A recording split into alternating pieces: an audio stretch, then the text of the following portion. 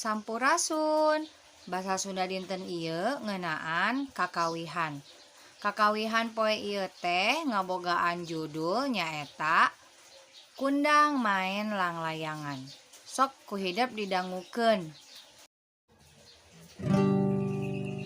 Kundang nyieun langlayangan, awina di rautan, dibeungkeut di talian make benang, dijadikeun langlayangan, kakaler ka kidul, ngapungna pundah pindah, kundang bingung naon nu jadi sabab, hatena jadi teu tenang.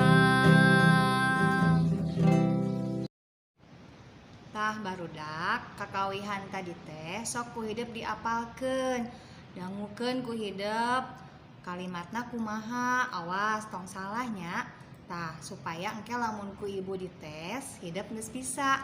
Wilujeng diajar barudak. Sampurasun.